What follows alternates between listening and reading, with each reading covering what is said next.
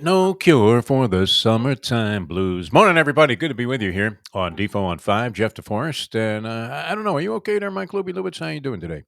Look a little concerned about some things, and you're also freezing up a little bit, which is never a good sign when you're trying to do some kind of video podcast here. How are you, Mike Lubie Lubitz? Are you all right, kid? I'm doing fine. I don't know. Maybe the internet, I think, has been weird the last 2 days. So I don't know what's going on with that. I have no idea with that. I'm ready for the weekend and ready to cap off another week. Degenerate Friday. I mean, and we were talking about it. I started out with a little bit of song there, No Cure for the Summertime Blues. We spent a good portion of yesterday's Defo show on South Florida Live talking about the fact that the seasons were over and they were so sensational that we got used to it and perhaps got a little bit too comfortable with the idea that there were going to be meaningful and exciting and dramatic sporting events involving our local teams each and every night, all the way through to the football season. And then all of a sudden, whoosh, came to an abrupt end. Interesting storylines there. We also, and this is Luby's favorite topic, and I probably should give you about a 20-minute window here to talk about the possibilities. And this would be a wide and popular topic of discussion on 5 Reasons Sports Network. And that is NBA offseason moves, which nobody has ever really been able to peg with any kind of definition or distinction. Usually, the people are way off on anything that is being discussed. There are a ton of free agents out there. Everything from guys that you would think no team would really want to absorb their contractual obligation to and or take on their personality, right? Because you're looking at, well, it doesn't apply to Chris Paul so much, but he appears to be somewhat of a shot fighter, does he not? Chris Paul, what would you be in favor if you were a team that was looking for some kind of stability at the point guard position? Would you get an aging Chris Paul and dish out a whole lot of money for him? I would probably think the answer to that was no. James Harden, who wants James Harden at this stage? Doc Rivers was saying yesterday, and here's Doc already, out of a job there in Philadelphia. And did he land a job somewhere? Who hired Doc Rivers? Somebody hired Doc Rivers already. He was a candidate for virtually every job, which was somewhat of a surprise, since the general consensus, Luby, is that Doc Rivers is a terrible coach. That if you wanted to screw up a team's chances of winning a championship, and the position of head coach to the very affable and personable Doc Rivers, who you could easily like as a person, but as a head coach, he just doesn't seem to have enough to get a team over that final threshold, does he? And it isn't as if he wasn't working with some talent. Right? Talking about the Clippers teams that he had and the 76ers teams, plenty of talent on those rosters. And yet it seemed like you could almost always point to some bonehead decision by Doc Rivers. And that would be the thing that you would say was the key to the undoing, the unraveling of a team's chances of winning a championship. He says that James Harden just got old. That he would have loved to have coached a young James Harden, but he doesn't have the ability anymore to sustain the level of excellence that you would look for from him, even in a toned down version of the kind of game that he used to play. You don't necessarily want James Harden going for 50 points, although he did in that one game against the Boston Celtics, and it resulted in a win, even without Joel Embiid in the lineup, the MVP of the league. Certainly a significant absence. And he was able to win that game single handedly, but then you would have to say that he was a detrimental component of the rest of the series. And unfortunately, Boston, for Doc Rivers, ended up wiping the floor with the Philadelphia 76ers and wiping out his chances. Although contractually, that's a nice gig, huh? Where you get paid anyway, even if you fail. Probably the best job in all of sports. If the worst job in all of sports is to be the teaser horse on a stud farm, the horse that lathers up the mare so she goes in there and then gets banged by Stormcat, and you get nothing, nothing. You'll get nothing and like it. Exactly. If that's the worst job in all of sports, I guess, some of the others would be what? Scalping tickets at a Marlins game? That's got to be pretty rough. Used to be a Panther game, but that may change.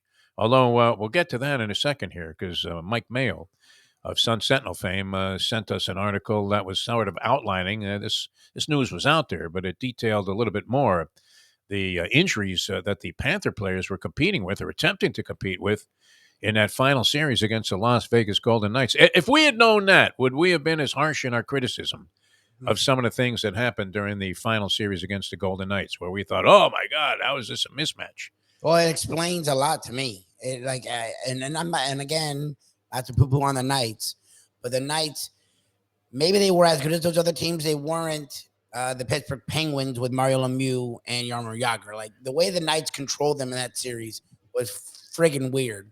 And it explains a lot that half their team was dead. like, like How are these guys even lining up and playing? It's amazing. Broken sternum for Matt Kachuk. Fractured sternum. You had Ekblad with a broken foot, shoulder dislocations, two of them, a concussion possibility, and then on top of that, he had a torn oblique. This is the kind of stuff. I mean, career-ending stuff. Any one of those things for a lot of people, right? Is Tua going to play? We don't know. Well, he was speaking in Hebrew the last time he showed up at practice, and obviously, this is nothing to be taken lightly. Concussions and concussion protocol. I mean, we've seen the debilitating effects and impact, and for so long it was ignored. I mean, if people are upset at what's happening in thoroughbred racing, why weren't they equally upset with what was happening? And the evidence was clear all of those years in the National Football League. But you know what? We didn't mind going out there and watching guys beating the shit out of each other for our entertainment. And so, people tend to look the other way. But nobody could have played under these circumstances. And yet we were at times critical of Ekblad, right? Saying, well, where's Aaron Ekblad? He's supposed to be this big stud. The guy's a cripple out there. Verbal Kent could have skated better from the usual suspects than Aaron Ekblad. And then on top of that, you had Gudis with an injury that would have kept almost anybody out for 6 weeks. We've seen what high ankle sprains do to people in the NFL. And players in the NBA, they're not getting out there with a high ankle sprain. Here's Gudis. He sits out like a half a period, and he's right back out there with an injury that may, I don't know if it's going to require surgery, but certainly didn't sound too favorable. And then Sam Bennett, non-described or disclosed injuries, but you would imagine, and that's the beauty of the NHL. They don't tell you anything. A guy can have his dick hacked off, and they wouldn't say anything. Oh, it's a lower body thing. It's crazy. So that was kind of interesting. And so I don't know that off-season NHL news generates the same kind of buzz, but the news there is that the Panthers may start the season next year with these guys either badly compromised or not even available at all until well into the season. I don't know. How long does it take to heal up from a broken sternum, fractured sternum, Lubie? That would, you would think, would require some time, no? In the healing process. So who knows if Matt Kachuk's even going to be around. The Heat, of course, would be the interesting component because they're rumored to get everybody. There's not a single player of any significance. And yet I'm wondering if they get anybody to add to the roster. Lubie, you were saying Tyler Hero is a goner. They're going to trade this guy. I'm not sure that Bradley Beal would be the answer if you're going to unload a lot of quantity and quality for Bradley Beal, including multiple draft picks and maybe a player of Hero's significance. Probably not a great move. I'm not sure that overwhelmingly improves your ball club. The Damian Lillard thing, is that a pipe dream or is that going to happen? What do you think? To me, whatever the Blazers and Lillard are doing is it feels dumb. I feel it's like you're just delaying the inevitable. That this last ditch effort of, well, we're gonna try and surround him with. Oh, so what have you done this whole time? Like, you actually drafted him, a good running mate, CJ McCollum. The problem is he was the same dude as Lillard, so you needed some differentiation. You never were able to get a third guy. They made one run to the conference finals where they lost, and you knew they were going to lose. And then you trade away CJ McCollum, so you take away any talent around. Like, who do you think is coming? Like, people don't go to Portland. The taxes are fucking insane. Like, you don't get free agents, and they don't. Taxes are through the roof in Oregon. Why is it? Because you're breathing clean air? Yeah, I don't know. I just know that the taxes. It rains there all the fucking time. Who would want to live in Portland, Oregon, except like Steve Prefontaine or something? I don't know. If you're running track, you want to be in Oregon. That's about it. No. Anyway, other guys that are available, possibly, unrestricted free agents, and I guess maybe a couple of these. I think all of these guys are unrestricted. Chris Middleton, we don't need Chris Middleton, do we? Chris Middleton for the Bucks? No. Kristaps Porzingis, kind of interesting. I'm not sure that he really is a Pat Riley type of player. I don't know. He had a good season last year with the Wizards and kind of distinguished himself a little bit. Fred Van Vliet, one of my favorites. I liked this guy when he first came on the scene. Every time he came into a game for the Raptors, I thought, wow, this guy can play a little bit. He wasn't getting significant minutes. He blossomed into a frontline player. Is he a big improvement over what you have at the point guard position? You would have to think yes. Fred Van Vliet, but at what price? Now, he's a free agent, so Not sure what the Heat would have to do in terms of maneuvering under the salary cap and whatever to be able to sign a guy like that. But I don't know. I mean, is that really the biggest thing of need? It seems like you need size. Brooke Lopez is also a free agent. I think he's unrestricted. Would you welcome Brooke Lopez to the Miami Heat and think that that in and of itself was enough to change the dynamic of the franchise and put them in a spot where they might be more well equipped to compete with teams like the Denver Nuggets, who crushed the Heat on the inside in that final series? What do you think, Brooke Lopez, or is that just an type of move? See, Brook Lopez will be fine, but he's your second move. He's not your main move. You need to go get a Damian. I mean, they need a key. They need to put a scorer alongside Butler. They need Bam's not that guy. I don't care what the Bam defenders want to tell you. Bam's not that guy. Bam's the Swiss Army knife dude, and that's great. They need another scorer to put alongside Butler. So Damian Lillard is your focal point. The other one that I've heard is interesting, and it makes sense that they would finally get rid of him is Zach LaVine. Like he has a big Zach contract. LaVine with Chicago, yes, also available. He has a big contract with the Bulls, and they're not going anywhere. Like just that group with the ball injuries and DeRozan is up and down. He kind of fits the Heat mo, does he not? Perfect for the Heat. He Tough actually SOB that likes to and he can score. and he's gotten to a point where Hustles. he's actually really efficient. He shot 50% last year from the field, 40% from three. He's athletic. He can ball handle. He can facilitate. He's literally what they need to put alongside Butler to take pressure off of Butler and to take pressure off of Bam. Very entertaining player too when he's on. Yes, it just would be what do you have to give up for him, and that. All right, what about this guy? Is it Jeremy Grant? Is that how you pronounce it? It's Jerami. Jeremy Grant, Portland. Are you familiar with this guy? Yeah, he's okay. 20 points per game, 40% from 3-point range, and he's a power forward. Does that not sort of get you a little bit excited, Mike Lubitz? It's okay. I know he had Brian Grant. That didn't work out so great, even though he was a tough player and a real good guy. But he wasn't the same as he was. And oddly enough, ironically, his big stint was with the Portland Trailblazers. Brian Grant many years ago. But Jeremy Grant, I would have never thought of this until I started perusing the list of available free agents, and I thought, maybe that's it, right? You need a power forward who can score.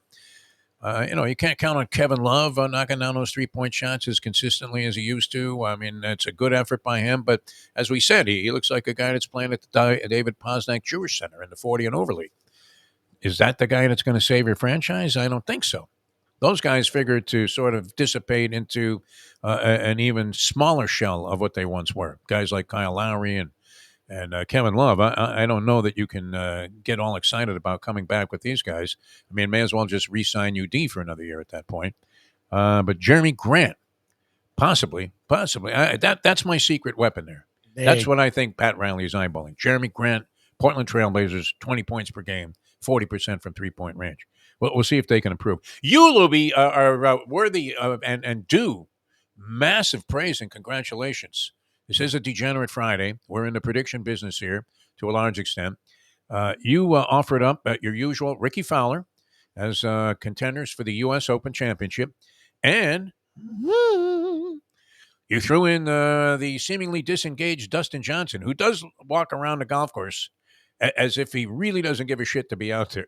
Doesn't he? I mean, it's his demeanor. Obviously, he must be an intense competitor. He wouldn't be able to do this with these other guys unless he just has such inherent ability that, you can't possibly screw it up.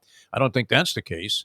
But he nonetheless, between Fowler at 8 under, setting a record along with Xander Schauffele for the lowest score ever in a major tournament. 62, I think, eclipses the all-time record ever shot. Lowest round ever in a major tournament. Now, seems a little fugazi because they destroyed this course. What was that, a par 3? Where'd they find this course? The LA Country Club. It's supposed to be impossible, the U.S. Open. Everybody's 100 under par. The leader in the pool after day one, the golf pool, which I did not enter this time, is with his 7 players, a combined 26 under. Oh, Jesus. Nobody should be 26. I mean, the entire tournament, you shouldn't total 2600, much less just picking arbitrarily 7 guys. But Fowler was brilliant yesterday. And then on top of that, you had Schauffele tie that accomplishment. But you would be right there, Lubie. I mean, you would have the leader with Ricky Fowler at 8 under and Dustin Johnson drafting right in there at 6 under just a couple of shots off the pace. Pretty incredible predicting by you. My The other guys, player was Xander Schauffele. Remember, I brought up Xander Schauffele and I brought up Tony Finau. Those were the three yeah. names. Fowler, Finau's 2 under, a little bit out of it, but not totally out of it. those are the names I brought up. And now again, it's one day. So I gave you Max Homa, you who didn't. finished up 2 under. He was in contention there, maybe to do a little bit better, but he wasn't able to make much happen in the final 7 or 8 holes. And Cam Smith finished up 1 under. The guy with the funky mullet haircut who defected to the Live Tour. Live Tour players, your man Koepka, I think ended up 1 over. Your Florida State graduate. Did he graduate from Florida State, Brooks Koepka? He looks like he doesn't give a flying one anymore after he won the PGA. I think he proved his point. Phil Mickelson was 1 under along with John Rahm. But you, in terms of prognosticating, Mike Lubie, remember when nobody wanted to hear anything that you had to say, including the program director, Ken Charles? I've been on a weird golf run. How is it? I mean, you never know. Sometimes you might have some hidden talent that actually would be worth like a fortune, but you refuse, because you're not thinking about exploring it, right? I mean, who knows? Maybe you're a great chef, but you just never got in the kitchen. Exactly. But in this case, you happen to be an outstanding golf prognosticator, even though you don't watch the game. I don't watch it at all. Nothing. And I put my own money up. So what does it matter? I was reading a little Mushnick in the Post today, and he had his article condemning the Live Tour merger with the PGA. And you know what? The way he described it, using the 9/11 victims diving out of buildings to try and avoid burning to death. And he was saying, do any of these golfers envision that as they're embracing this whole thing about 9/11, and all of a sudden have now turned and are hugging the Saudis? At what price, right? I mean, and the Department of Justice is investigating the merger now, saying that it may violate antitrust laws. I'm not sure what they're going to do about that because what are we going to do? What if they cut off our oil supply? That's going to be it. Hey, Joe, where are we going to get the oil from? Always a tough predicament, right? Do we drill more here and ruin our own environment, or we let the Saudis make all this money and control the world? What do you do? Tough question. You guys think about that, and we'll join you again on Monday with the next Defo on 5. And catch us on South Florida Live. Please subscribe to the network there, and you can catch us from 7 to 9 every day. And our show, very similar to what we used to do on the radio on 940 Wins. Louie and I having a good time with that, and we'll have that cranking up for you in just a few minutes. So, enjoy it and subscribe, and we'll talk to you again just shortly after this conclusion of this edition of Defo on 5.